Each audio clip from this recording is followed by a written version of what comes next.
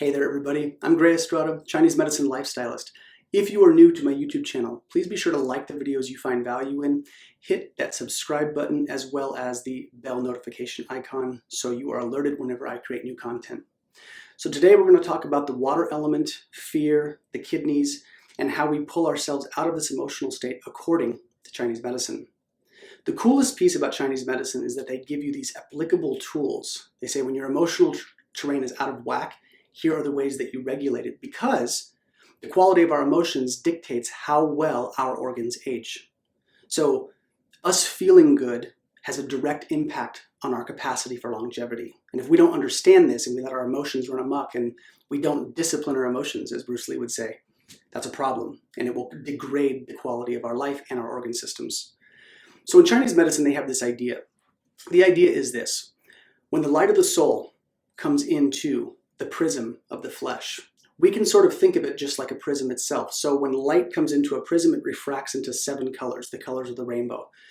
Now, when the light of the soul comes into the body, the organs break down various aspects of our thought and emotion, sort of like a prism. There's different colors and different elemental breakdowns.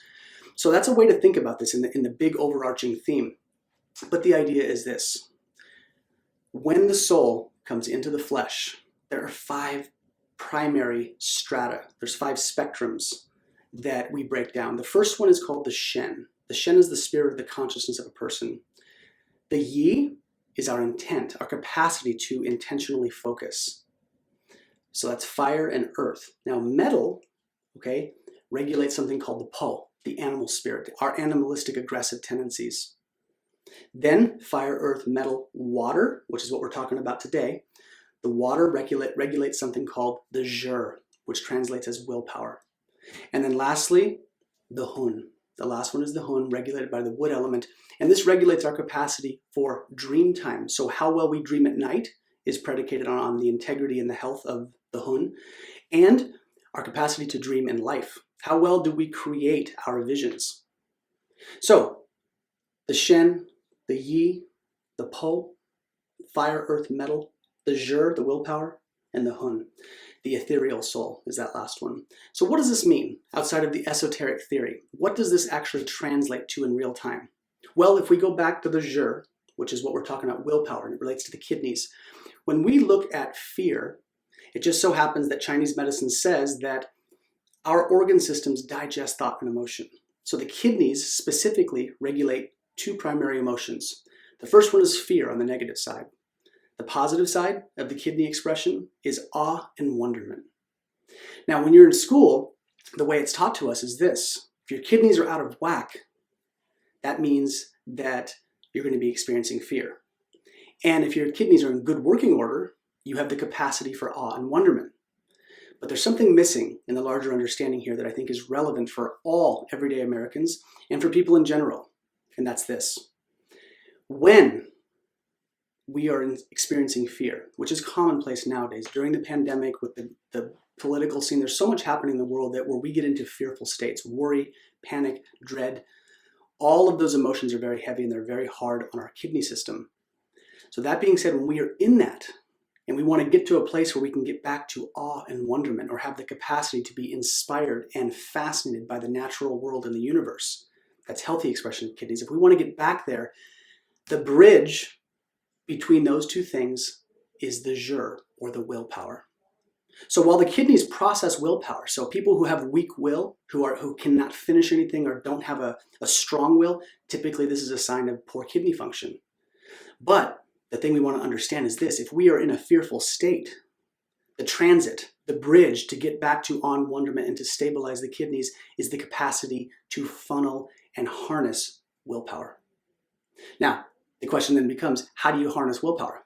What the hell does that even mean? Harness willpower. Like, I want willpower, right? We all want it, but how do you actually focus it? And how do you actually develop willpower? There's a couple key ways, a couple basic ways. Willpower is predicated on repetition. So when we repeat something, whether we are practicing calligraphy, whether we are perfecting how well we cook eggs, if we do artwork, if we do martial arts or a Qigong movement or a Tai Chi gesture, where we repeat the movement over and over and over again, this is how we funnel will. Because anytime we use our willpower, we are essentially saying, I want to do this. You send your intent with it, the yi, but the intent moves with it, and then we develop willpower. It's the execution of completing something. So when we want to develop willpower, we have to practice something that requires repetition, and we also have to complete a task. So if we set out on a Sunday morning to clean our house and we actually complete it, that is a successful cycle of willpower.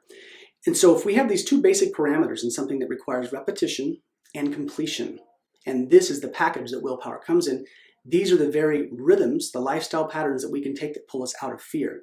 So in the context of yang sheng, which is what I do for Chinese medicine, which means life nourishment, how do you teach someone to nourish their life force? If a person is in a fearful state, I tell them they need to funnel their willpower. This is how we pull out of the fear state and move into awe and wonderment. And again, the bridge between those two is the willpower. So poor kidney function, the bridge is willpower, which will take us to the positive expression of the kidneys. So that being said, I want you to think about this idea. I want you to think that we need to repeat something and complete something. And by doing that, we build willpower and we stabilize this entire organ system. Now, depending on the element in the organ system, the lifestyle rhythms change. But it's really important to understand that when we are fearful, we usually can't just think our way out of it. We can't just snap our fingers and be out of fear. Sometimes we can exercise. But again, if we look at exercise, that's starting something, completing a workout, and usually repeating a motion over and over again. So you'll start to see some key themes, but repetition and completion is the very mechanism that harnesses willpower. And if you can do that, we pull ourselves out of fearful states. And I think that's relevant given where we are in the culture these days. So hope this finds you well. Thank you as always for your time.